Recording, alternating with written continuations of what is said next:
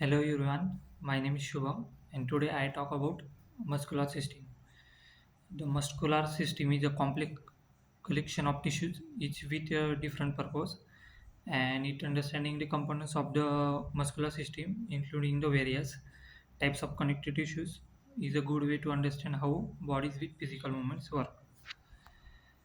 Now, the functions of muscular system is to body movements, that is locomotion and maintenance of posture. And next function is a respiration, that is diaphragm and intercostal contraction. And next function is communication in verbal and facial, and constriction of organs and vessels. And next function is heartbeat, and next one is production of body heat, that is thermogenesis. Now the properties of muscles, that is four properties, that is one is excitability, second is contractility, third is extensibility, and fourth is elasticity. Excitability means capacity of muscles to respond to a stimulus, and contractility means ability to muscles to shorten and generate pulling force, and extensibility means muscle can be stretched back to its original length, and elasticity means the ability of muscles to recall to original resting length after stretch. Now the types of muscle, that is three types of muscle, that is skeletal, smooth, and cardiac muscle. Um, Now the skeletal muscle is attached to bones and makes up to 40% of body weight, and it is possible for locomotion, facial expression, posture, respiratory movements, and other types of body movements. And it is a voluntary in action and controlled by somatic motor neurons. And second type is a smooth muscle, that is in the walls of all organs, blood vessels, eye glands, and uterus skin. And this function is propel urine, mix food in digestive tract, and dilating, constricting pupils, regulating blood flow. And in some locations autorhythmic, and it controls involuntary by endocrine and autonomic nervous system.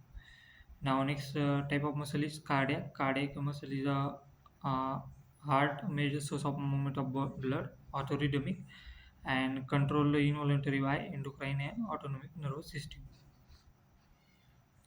Now the basic features of a skeletal muscles as in muscle attachment, and most skeletal muscles run from one bone to another, and one bone will move, other bone remains fixed.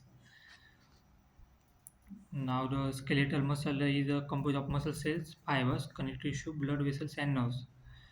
That is, fibers are long, cylindrical, and multinucleated. Now the sarcoplasmic reticulum. Sarcoplasmic reticulum is a elaborate, smooth endoplasmic reticulum, and it runs longitudinally and surrounds its microfibril, and it four chambers called terminal cisternae on either side of the T tubules.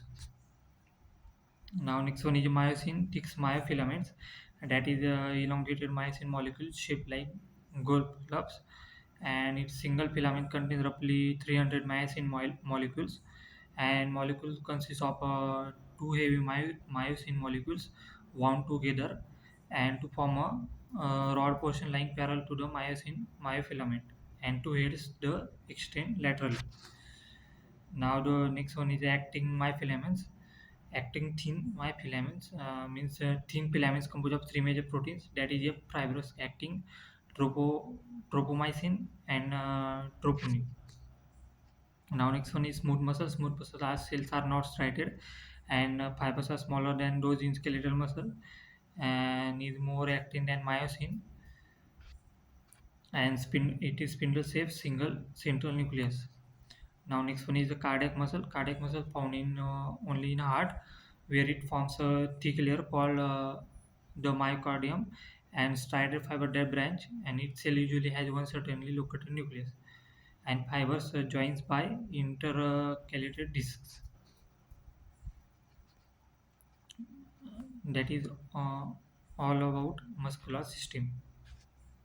Thank you.